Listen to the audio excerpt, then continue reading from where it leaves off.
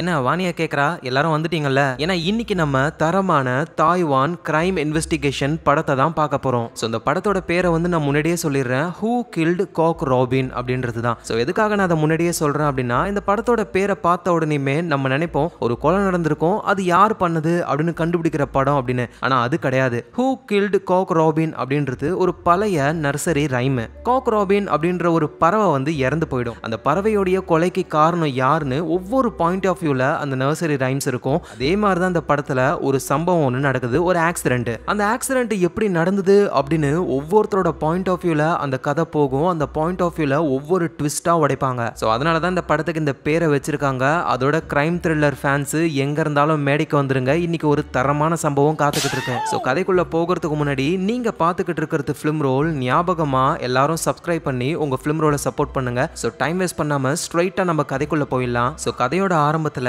Night டைம்ல சரியான மழை பெஞ்சுக்கிட்டு இருக்கு. அப்ப ரோட் ஓரமா ஒரு கார் ஒன்னு இருக்கு. அந்த காருக்குள்ள ஒருத்தர் தூங்கிக்கிட்டு இருக்காரு. அவரோட பேரு வாங்கு. ஏதோ பார்ட்டியில போயிட்டு நல்லா குடிச்சிருப்பாரு போல. இதுக்கு மேல கார் ஓட்ட முடியாதுன்னு ஓரம் கட்டிட்டு ஆளு தூங்கிக்கிட்டு இருக்காரு. அப்ப சடனா ஏதோ ஒரு சவுண்டு. தூங்கிக்கிட்டு இருந்த வாங்கும் அப்படியே எழுந்துக்கிறாரு. அவரை கிராஸ் பண்ணி ஏதோ ஒரு கார் ஒன்னு போகுது வேகமா. உடனே இவரு கார்ல இருந்து டார்ச் லைட் எல்லாம் எடுத்துக்கிட்டு என்னன்னு வெளியே போய் பாக்குறாரு. கொஞ்ச நேரம் கழிச்சு அகைன் அவர் காருக்கு வந்துடுறாரு. மலையில நனைஞ்சி ஆளு ஒரு மாதிரி இருக்காரு. எதையோ பாத்துருக்காரு. பார்த்தா ஒரு ஆக்சிடென்ட் நடந்திருக்கு. கார் கிராஷ் ஆகிருக்கு. அதுல ஒரு லேடி சாகர நிலைமையில இருக்காங்க. கண்ணாடி எல்லாம் உடைஞ்சு பீஸ் பீஸா இருக்கு. அவங்களோட கண்ணு மட்டும் ஓபன் ஆகுது. சோ இப்போ இந்த சம்பவம் நடந்து 9 வருஷங்கள் கடந்து போகுது. நம்ம வாங்கு ஒரு பிரிட்ஜ் மேல கார் ஓட்டிக்கிட்டு போய்கிட்டு இருக்காரு. சோ அப்ப பிரிட்ஜ்ல போற வண்டிகள் எல்லாம் வேற ஒரு வழியா திருப்பி விட்டுக்கிட்டு இருக்காங்க. சோ நம்ம வாங்கு இருக்காருல, அவர் ஒரு பெரிய நியூஸ் மீடியால ரிப்போர்ட்டரா இருக்காரு. அவரு கார்லயே இந்த போலீஸ் ரேடியோ எல்லாம் இருக்கு. சோ அதுல ஒரு போலீஸ் பேசுறாரு. இந்த மாதிரி பிரிட்ஜ்ல ஒரு ஆக்சிடென்ட் நடந்திருக்கு. நான் பிரிட்ஜ்ல இருக்கிற வண்டிகளுடைய ரூட் எல்லாம் மாத்தி விட்டுக்கிட்டு இருக்கேன். ரெஸ்கியூ டீம் சீக்கிரம் வாங்க அப்படின்னு சொல்றாரு. இந்த விஷயம் கேட்ட உடனேயுமே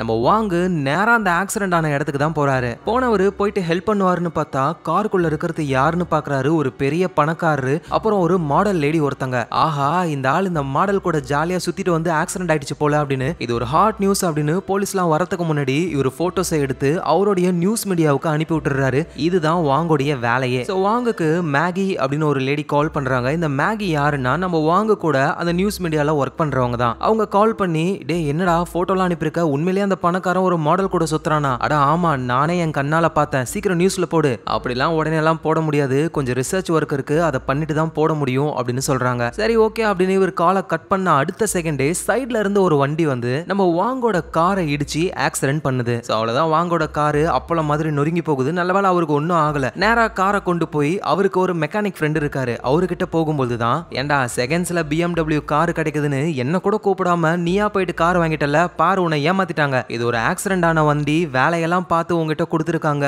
அதை நம்பி நீ வாங்கிருக்கே அப்படின்னு சொல்ல, எங்க நம்ம வாங்கும் என்னது ஆக்சிடென்ட் ஆன வண்டியா, நான் போலீஸ் கிட்டே செக் பண்ணி பாத்துக்கிறேன்னு ஸ்ட்ரைட்டா ஸ்டேஷனுக்கு வராரு. சோ அங்க இருக்கிற ஒரு பெரிய போலீஸ் வந்து நம்ம வாங்குக்கு தெரிஞ்சவரு, நிறைய கேஸ்ல நம்ம வாங்க ஹெல்ப் பண்ணதுனால போய் உரிமையா கேட்கிறாரு. இந்த மாதிரி இந்த காரோட டீடைல்ஸ் எனக்கு வேணும், யாரு ஓனரு, இதுக்கு முன்னாடி ஆக்சிடென்ட் ஏதாவது ஆகிருக்கான்னு ஃபுல் டீடைல் வேணும்னு சொல்ல, அந்த பெரிய போலீஸும் சரி சரி தெரிஞ்ச ஆளா போயிட்ட ஹெல்ப் பண்றேன் அப்படின்னு அந்த டீடைல்ஸ் எல்லாம் வாங்கிக்கிட்டு போலீஸ் டிபார்ட்மெண்ட்ல புதுசா ஜாயின் பண்ண ஒரு பையன் ஒருத்தர் அவர்கிட்ட கொடுத்து, இந்த காரை பத்தின மொத்த டீடைல்ஸும் எனக்கு வேணும் புரியுதா அப்படின்னு சொல்லி கேட்கிறாரு. சோ அப்புறம் நம்ம வாங்க வந்து அவருடைய அந்த நியூஸ் மீடியாவுக்கு போறாரு. அங்க ஒரு மீட்டிங் நடக்குது. நரைச்ச முடியோட கண்ணாடி போட்டுக்கிட்டு இருக்காருல, இவர் தான் இந்த மீடியாவுடைய சீஃப். அப்புறம் இன்னொருத்தர் கண்ணாடி போட்டுக்கிட்டு ஆளு முடியெல்லாம் கட் பண்ணிட்டு ரவுண்டு மூஞ்சா இருக்குல்ல, இவர் தான் வந்து இந்த சேனலுடைய எடிட்டர். சோ நம்ம வாங்க வந்து ஒரு போட்டோ எடுத்து கொடுத்தாருல, ஒரு பெரிய பணக்காரரு மாடல் கூட ஒன்னா இருக்கும் பொழுது ஆக்சிடென்ட் ஆயிடுச்சு அப்படின்னு. சோ அந்த விஷயத்தை பத்தி தான் பேசுறாங்க. அந்த சேனலுடைய எடிட்டர் இருக்காருல, அவரு சொல்றாரு, சார் அந்த பணக்காரரு கூட ஒரு மாடல் இருக்காங்க அப்படின்றதுக்காக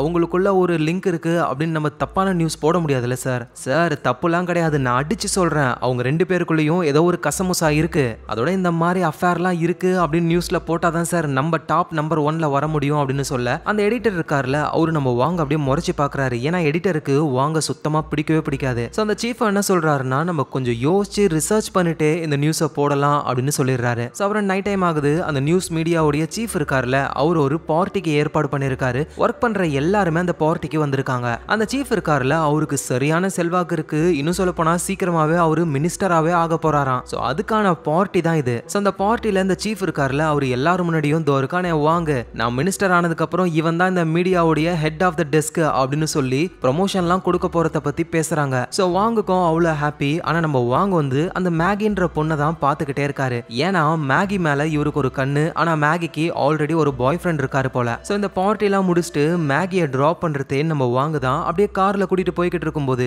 மேகி வந்து அவங்க பாய் ஃப்ரெண்டுக்கு ஏதோ மெசேஜ் அனுப்புறாங்க. பாய் ஃப்ரெண்டுக்கும் அவங்களுக்கும் சண்டை போல ரொம்ப சோகமா அலற மாதிரி போறாங்க. இதுதான்டா டைம், கேப்ல கெடா வெட்டிடு அப்படின்னு இங்க பாரு, உன்னை விட்டு யார் போனாலும் சரி நான் உன் கூட இருப்பேன் அப்படின்னு ஒரு பெரிய நங்கோரத்தை இவரு போட அதுல மேகியும் மாட்டிக்கிறாங்க. அவ்வளவுதான், இவங்க ரெண்டு பேரும் லவ் பண்ண ஆரம்பிக்கிறாங்க. சோ அன்னைக்கு நைட்டு நம்ம வாங்கு மேகியோடைய வீட்லயே தங்கிடுறாரு. அடுத்த நாள் ஆகுது. கண்ணை முழிச்சு பார்க்கும் பொழுது மேகி டிவில ஒரு நியூஸை பார்த்துக்கிட்டு இருக்காங்க. வாங்கு அதை பார்த்து ஷாக் ஆகுறாரு. என்னடான்னு பார்த்தா நம்ம வாங்கு ஒர்க் பண்ற அந்த மீடியா வந்து நியூஸை பப்ளிஷ் பண்ணிட்டாங்க. நம்ம வாங்கு சொன்ன மாதிரியே, அதாவது அந்த பணக்காரருக்கும் அந்த மாடலுக்கும் கசமுசா இருக்கிற மாதிரி. சோ அந்த நியூஸ் வந்த உடனேயுமே அந்த பணக்காரர் என்ன பண்றாருன்னா, அந்த மாடல் என்னோட ஒய்ஃப் 6 மாசத்துக்கு முன்னாடி எங்களுக்கு கல்யாணம் ஆச்சுன்னு ப்ரூஃபோட காட்ட சோ தப்பான நியூஸை போட்டாங்க அப்படின்னு அந்த நியூஸ் கம்பெனி மேலேயே இவர் கேஸ் போட போறாராம். அதுவும் முக்கியமா ஆக்சிடென்ட் ஆன இடத்துல வந்து போட்டோ எடுத்த அந்த ரிப்போர்ட்டர் வாங்கு மன்னிப்பு கேட்கணும் அப்படின்ற மாதிரி சொல்றாங்க. சோ வாங்கோடைய போட்டோஸ்லாம் அப்படியே நியூஸ்ல வருது. வாங்குக்கு என்ன பண்றதுன்னு தெரியல. சோ இந்த விஷயம் சீஃபுக்கும் தெரிய வந்து அவர் ஒரு மீட்டிங்கை ஏற்பாடு பண்றாரு. அதுல என்ன சொல்றாருன்னா, வாங் நீ பெரிய தப்பு பண்ணிட்ட,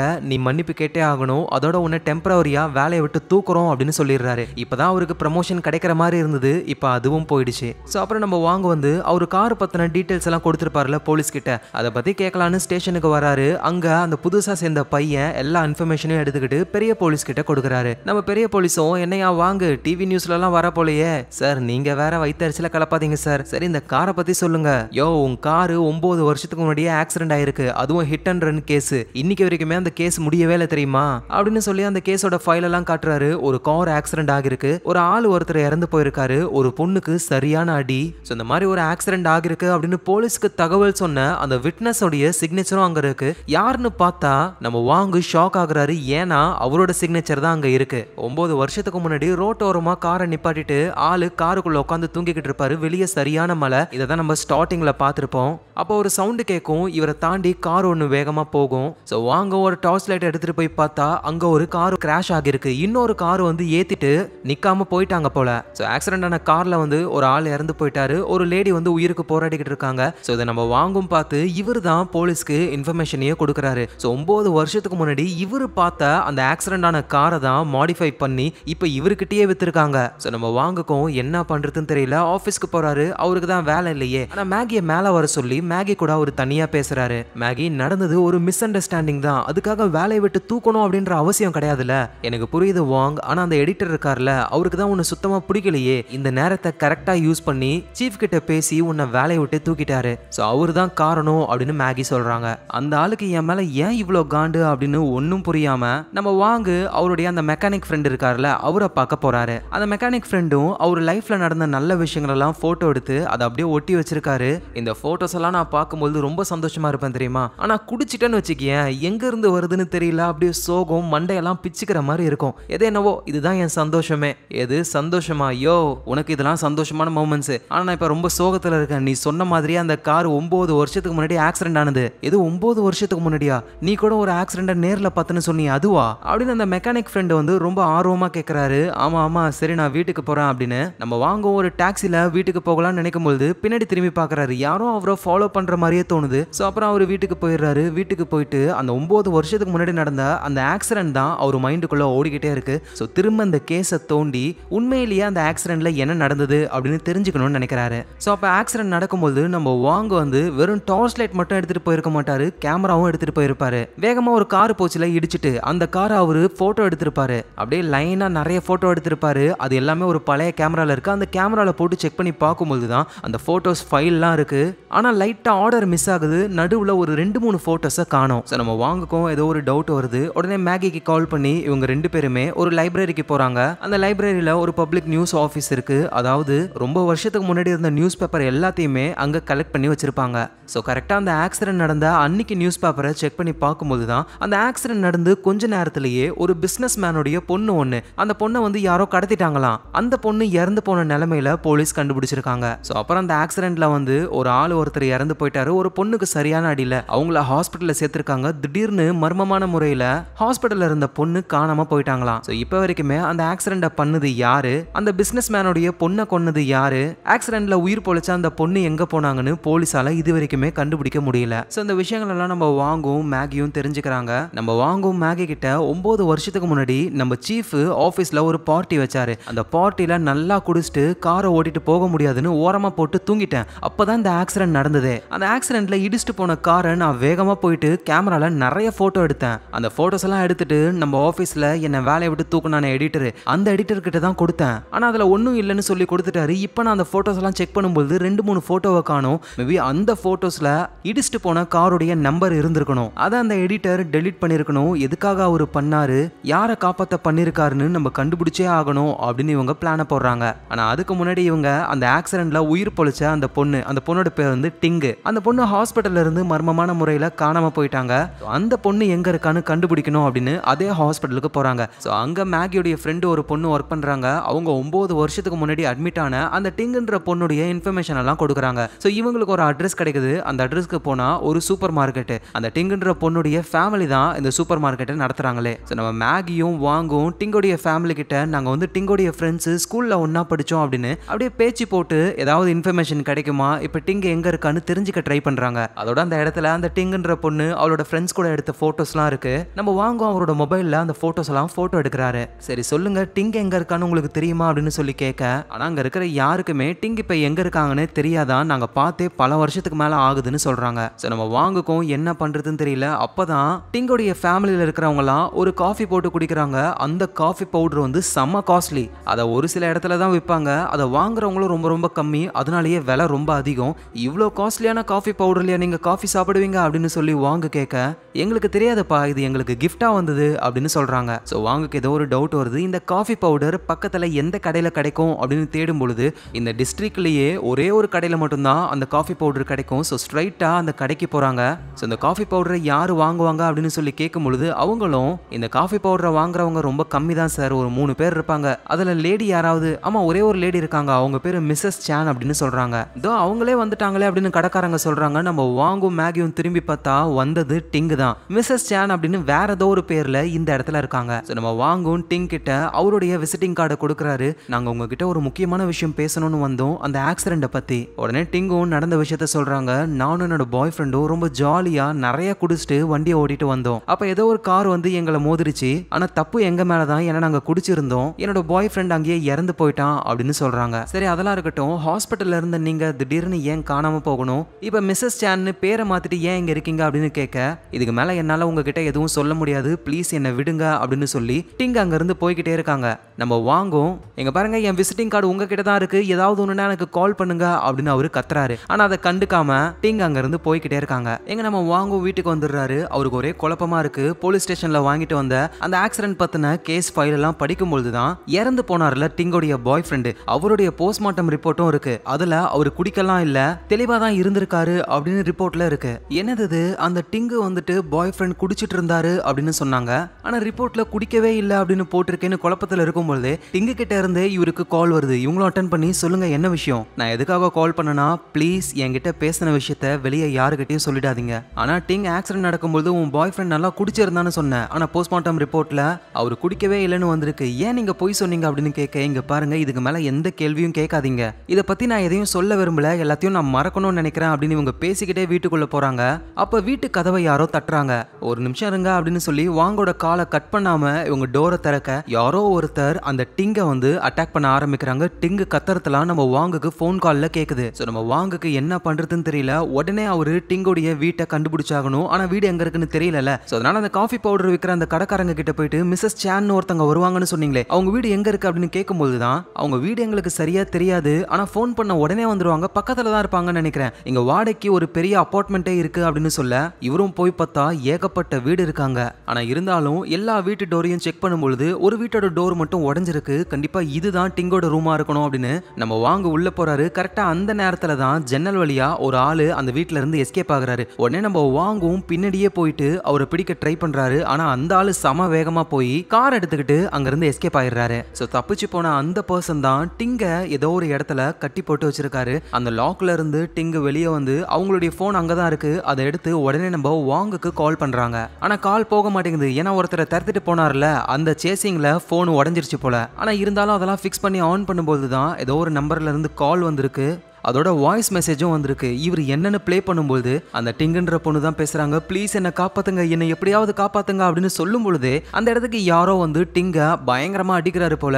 அவங்க வழியில கத்துற சவுண்ட் எல்லாமே அந்த வாய்ஸ் ரெக்கார்ட்ல சேவ் ஆகிருக்கு. ஸோ இதை கேட்டு நம்ம வாங்கும் எப்படியாவது டிங்க காப்பாத்தியாகணும் அப்படின்னு அவருக்கு தோணுது. ஸோ மேகி கூட வாங்க போய்கிட்டு இருக்கும்போது அவங்க ஒரு சிக்னல்ல நிப்பாட்டுறாங்க. சிக்னல்ல வந்து ஒரு மிரர் இருக்கும்ல, ரவுண்ட் ஷேப்ல நல்லா வைடா பிளைண்ட் ஸ்பாட்ல இருக்கிற கார் கூட அந்த மிரர்ல தெரியும். அதை பார்த்த உடனே நம்ம வாங்குக்கு ஒரு ஐடியா தோணுது. ஆனா அதுக்கு முன்னாடி பெரிய போலீஸை பார்த்து டிங்க் பேசின அந்த வாய்ஸ் மெசேஜ் எல்லாம் காமிச்சு இவளை எப்படியாவது காப்பாத்தி ஆகணும், இந்த நம்பர் கடைசியா எந்த லொகேஷன்ல இருந்ததுன்னு சொல்லுங்க அப்படின்னு அந்த பெரிய போலீஸ் கிட்ட கேட்க அவரும் கண்டிப்பா நான் ஹெல்ப் பண்றேன் அப்படின்னு அந்த வேலையில இறங்குறாரு. இங்க நம்ம வாங்கும் அவருக்கு ஒரு ஐடியா தோணுச்சுல, அது என்னன்னா ஆக்சிடென்ட் நடந்த இடத்துல நம்ம வாங்கு நிறைய போட்டோஸ் எடுத்திருப்பாரு. கார் நம்பர் தெரிஞ்ச போட்டோவெல்லாம் டெலீட் பண்ணிட்டாங்க. ஆனா இருந்தாலும் இருக்கிற போட்டோஸ்ல அந்த ரவுண்ட் ஷேப்ல வைடு மிரர் இருக்குல்ல, அந்த மிரர் இருக்கு. அந்த மிரர்ல ஒரு போட்டோல மட்டும் இடிச்சிட்டு போன காருடைய நம்பர் லைட்டா தெரியுது. ஆனா என்ன ஃபுல் நம்பரும் தெரியல. நம்ம வாங்கும் பாசிபிளா இந்த நம்பர் இருக்கலாம் அப்படின்னு ஒரு 4 கார் நம்பரை எழுதி நேரா ஒரு போலீஸ் ஸ்டேஷனுக்கு போறாரு. அங்க புதுசா வேலைக்கு சேர்ந்த ஒரு பையன் இருக்கான்ல, ஆல்ரெடி அவரு தான் கார் டீடைல் எல்லாம் எடுத்து கொடுத்திருப்பாரு. அந்த பையன்கிட்டயே போயிட்டு எனக்கு இந்த 4 கார் நம்பருடைய ஓனர் யாரு, அவங்க அட்ரஸ் எல்லா டீடைலையும் கண்டுபிடிச்சு கொடுன்னு சொல்றாரு. சோ அந்த பையனும் சரின்னு ஹெல்ப் பண்ணி அந்த டீடைல்ஸ் எல்லாம் கொடுக்க நம்ம வாங்கும் அது எல்லாத்தையும் செக் பண்ணி பார்க்கும்போது இவரு கெஸ் பண்ண அந்த 4 நம்பர்ல ஒன்னு வந்து இவர் ஒர்க் பண்ற அந்த மீடியா கம்பெனி இருக்குல்ல, அந்த கம்பெனியோட சீஃப் உடைய கார் நம்பர் தான். ஒருவேளை இவர் தான் அந்த ஆக்சிடென்ட் பண்ணிருப்பாரோ அப்படின்னு இவருக்கு ஒரு டவுட் வருது. சோ அப்படியே வாங்க 9 வருஷத்துக்கு முன்னாடி நடந்த விஷயத்தை யோசிக்கிறாரு. அந்த ஆக்சிடென்ட்ல எடுத்த போட்டோஸ் எல்லாம் எடுத்துட்டு நேரா அந்த மீடியாவுடைய எடிட்டரை தான் பார்க்க போறாரு. அந்த எடிட்டர் நம்ம வாங்க கூட்டிட்டு சீஃப் கிட்ட போறாரு. சீஃபும் அந்த போட்டோஸ் எல்லாம் பார்த்துட்டு இங்க பாரு தம்பி, இதெல்லாம் அவ்வளவு இம்பார்ட்டன்டான விஷயம் கிடையாது. நீ நம்ம கம்பெனில இன்டர்ன்ஷிப்ல தானே இருக்க, உனக்கு வேலை நான் கன்ஃபார்ம் பண்ணிடுறேன் சரியா, நல்ல சம்பளம், இங்கேயே இரு அப்படின்னு சொல்றாரு. சோ இந்த போட்டோவை நம்ம காட்டினதுக்கு அப்புறம் தான் நமக்கு வேலையே கொடுத்தாரு. கண்டிப்பா சீஃபுக்கும் இதுக்கும் ஏதோ ஒரு சம்பந்தம் இருக்குன்னு வாங்க கன்ஃபார்மே பண்ணிடுறாரு. சோ அதனால நேரா அந்த சீஃப் கிட்டே பேசலான்னு வாங்க கார்ல போகும்போது அவருடைய அந்த மெக்கானிக் ஃப்ரெண்டு கால் பண்றாரு. டேய் 9 வருஷத்துக்கு முன்னாடி நடந்த ஒரு ஆக்சிடென்ட் பத்தி தானடா இப்ப நீ தேடிக்கிட்டு இருக்க, அதை பத்தி எனக்கு ஒரு முக்கியமான விஷயம் தெரியும், சீக்கிரம் வா அப்படின்னு சொல்ல நம்ம வாங்கும் காரை திருப்பி நேரா மெக்கானிக் ஃப்ரெண்டுடைய வீட்டுக்கு போக ஆரம்பிக்கிறாரு. போய் பார்த்தா அந்த மெக்கானிக் ஃப்ரெண்டு அவரே கொன்னுக்கிட்டு இறந்து போயிட்டாரு. சோ போலீஸ்லாம் அந்த இடத்துக்கு வருது. சீஃபும் அந்த இடத்துக்கு வராரு. நம்ம வாங்கும் சீஃப் கிட்ட போயிட்டு சார் 9 வருஷத்துக்கு முன்னாடி நடந்த அந்த ஆக்சிடென்ட் இடிச்சிட்டு போன அந்த காரை நான் போட்டோ எடுத்தேன், அந்த போட்டோவையும் உங்ககிட்ட கொண்டு வந்து கொடுத்தேன், ஆனா நீங்க தான் டெலிட் பண்ணிருக்கீங்க. சோ நீங்க தானே அந்த காரை ஆக்சிடென்ட் பண்ணது அப்படின்னு சொல்லி கேட்க இப்பதான் சீஃப் ஆபீசரும் எல்லா விஷயத்தையும் சொல்ல ஆரம்பிக்கிறாரு. ஆக்சுவலா 9 வருஷத்துக்கு முன்னாடி என் காரை ஓட்டிட்டு போனது உன்னோட அந்த மெக்கானிக் ஃப்ரெண்டு தான். அவன் லவ் பண்ற பொண்ணை ப்ரப்போஸ் பண்ணணும் அப்படின்றதுக்காக ஒரு லக்ஸரியான கார் வேணும்னு என்னோட கார் எடுத்துட்டு போனான். அவங்க லவ்வும் ஓகே ஆகி நல்லா குடிச்சிட்டு வந்துகிட்டு இருந்தாங்க. அப்பதான் அந்த ஆக்சிடென்ட் பண்ணிட்டாங்க. உன்னோட மெக்கானிக் ஃப்ரெண்டு என் காலில் விழுந்து கெஞ்சினா ப்ளீஸ் என்னை எப்படியாவது காப்பாத்துங்க, டேமேஜ் ஆன உங்க காரெல்லாம் சரி பண்ணிடுவேன் அப்படின்னு சொன்னான். சரி ஓகேன்னு நானும் விட்டுட்டேன். பார்த்தா நீ போட்டோஸ்லாம் எடுத்துட்டு வந்த, அதுல என் காரோட நம்பர்லாம் இருந்தது, தேவையில்லாம நானும் மாட்டுவேன், உன் ஃப்ரெண்டையும் காப்பாத்தணும்னு நான் தான் அந்த போட்டோஸை டெலிட் பண்ணேன். ஸோ இப்படின்னு நம்ம சீஃப் சொல்ல நம்ம வாங்கக்கும் இப்பதான் புரிய வருது. வாங்க இந்த கேஸ்ல இறங்கினதுக்கு அப்புறம் வாங்க யாரோ ஃபாலோ பண்ணி வந்திருப்பாங்கல்ல, அது இவரோட மெக்கானிக் ஃப்ரெண்டு தான். நம்ம வாங்க அடிப்பட்ட அந்த பொண்ணை கண்டுபிடிப்பாரு டிங்க.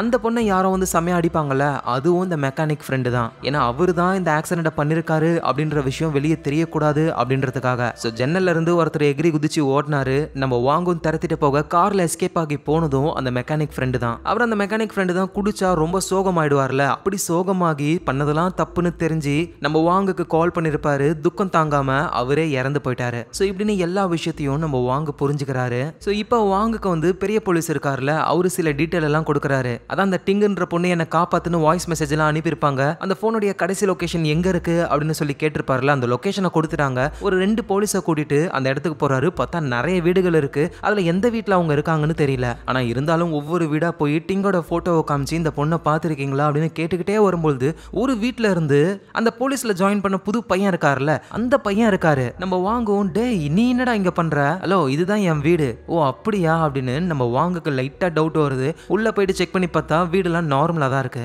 ஸோ முடிஞ்ச வரைக்கும் தேடுறாங்க. டிங்க பத்தின எந்த ஒரு இன்ஃபர்மேஷனும் தெரியல. நிறைய வீடுகள் பூட்டி இருக்கு, அதை திறந்து உள்ள போக முடியாது வாரண்ட் இல்லாம. சரி நம்ம வாங்குவோம், அங்க இருந்து போயிடுறாரு. இப்பதான் அந்த புதுசா வேலைக்கு சேர்ந்த அந்த பையன் அந்த வீட்டுல இருந்து பக்கத்துல பூட்டு போட்டிருக்கிற ஒரு வீட்டுக்குள்ள போக அங்கதான் டிங்க இந்த பையன் தான் கடத்தி கட்டி போட்டு வச்சிருக்கான். சோ இதுக்கு மேல நம்ம இந்த பையனை வந்து சைக்கோ அப்படின்னே கூப்பிடலாம். ஆக்சுவலா 9 வருஷத்துக்கு முன்னாடி அந்த ஆக்சிடென்ட் ஆனதுக்கு அப்புறம் அந்த டிங்குன்ற பொண்ணை ஹாஸ்பிட்டல்ல சேர்த்திருப்பாங்க. மர்மமான முறையில் அந்த பொண்ணு காணாம போயிருப்பால, அந்த பொண்ணை கடத்தினதே இந்த சைக்கோ தான். கடத்தி கொண்டு வந்து மருந்து கொடுக்கறது, சாப்பாடு கொடுக்கறது, அபியூஸ் பண்றதுன்னு டிங்க ஒரு வழி பண்றாரு இவரு. ஒரு கட்டத்துல டிங்கோட உடம்பு கொஞ்சம் நார்மல் ஆயிடுச்சு, நடக்கிற ரேஞ்சுக்கு போறாங்க. இந்த சைக்கோவை என்ன பண்றாருன்னா டிங்கோடைய கை கட்டெல்லாம் அவுத்து விட்டு அவ இங்க இருந்து தப்பிச்சு போக மாட்டா அப்படின்னு நினைக்கிறாரு. ஆனா டிங்கு அங்க இருந்து எஸ்கேப் ஆகி போயிடுறாங்க. சோ ஆக்சுவலா அந்த டிங்குன்ற பொண்ணு இந்த சைக்கோவுக்கு பயந்து தான் தலைமறைவா மிஸ்ஸஸ் சான் அப்படின்ற பேர்ல வாழ்ந்துகிட்டு இருந்திருக்காங்களே. அப்புறம் இப்ப நம்ம வாங்க வந்துட்டு அந்த கார் டீடைல் எல்லாம் கேட்கும் பொழுது பெரிய போலீஸ் வந்து இந்த சைக்கோ கிட்ட தானே கொடுப்பாரு,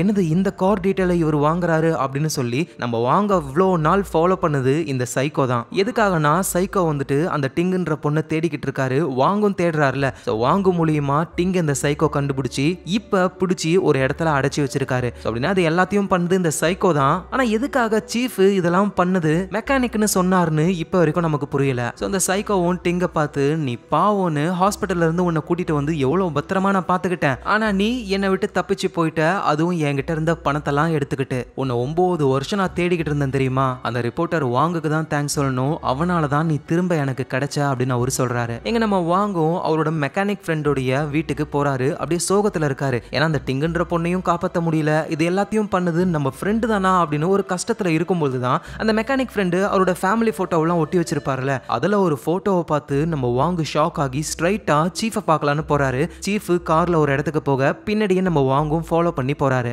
அந்த சீஃப் நேரா ஒரு இடத்துக்கு போய் அங்க ஒரு பொண்ணை மீட் பண்றாரு. யாரான்னு பார்த்தா அது மேகி தான். ஆக்சுவலா இந்த சீஃபுக்கும் மேகிக்கும் இடையில ஒரு கனெக்ஷன் இருக்கு. இவ்வளோ நாளா மேகிக்கு ஒரு பாய் ஃப்ரெண்ட் இருந்தாரு அப்படின்னு நினைச்சுக்கிட்டு இருந்தோம்ல, அது இந்த சீஃப் தான். மேகியும் அந்த சீஃபை பார்த்து அவ்வளவுதான், நீங்க மினிஸ்டர் ஆக போறீங்க, இவ்வளவு நாள் என்ன யூஸ் பண்ணிட்டு அப்படியே தூக்கி போட்டுருவீங்கல்ல, எங்க பாரு கவலைப்படாத, நான் மினிஸ்டர் ஆகிறதுக்கு முன்னாடி உனக்கு கண்டிப்பா எல்லாத்தையும் செட்டில் பண்ணுவேன் அப்படின்ற மாதிரி ஒரு பேசுறாரு. இது எல்லாத்தையும் கீழே இருந்து நம்ம வாங்க பாத்துக்கிட்டு இருக்காரு. மேகியும் வாங்க பாத்துறாங்க. சோ சீஃப் கிட்ட சொல்ல சீஃப் கீழே வந்து நம்ம வாங்க கிட்ட பேசுறாரு. சோ வாங்கும் மெக்கானிக் ஃப்ரெண்டோட வீட்ல இருந்து ஒரு போட்டோவை கொண்டு வந்து இந்த போட்டோல இருக்கிற டேட்டை பாருங்க, அந்த ஆக்சிடென்ட் ஆன டைம் தான். நீங்க சொன்னது கரெக்ட் தான், என் ஃப்ரெண்டு அவனுடைய லவ்வருக்கு ப்ரொபோஸ் பண்ணிருக்கான், ஆனா அந்த லொகேஷன் இங்க இருந்து ரொம்ப தூரமா இருக்கு, கண்டிப்பா அவன் உங்க காரை எடுத்துட்டு போகல, அப்படியே எடுத்துட்டு போயிருந்தாலும் ஆக்சிடென்ட் நடந்த டைமுக்கெல்லாம் இங்க வரவே முடியாது. அப்படின்னா இந்த ஆக்சிடென்ட் பண்ணது என்னோட ஃப்ரெண்டு கிடையாது, உண்மையை சொல்லுங்க அப்படின்னு கேட்கும் பொழுது சோ சீஃபும் உண்மையை சொல்ல ஆரம்பிக்கிறாரு. 9 வருஷத்துக்கு முன்னாடி ஆபீஸ்ல ஒரு பார்ட்டி நடந்திருக்கும்ல, அதுல நம்ம சீஃபும் மேகியும் குடிச்சிட்டு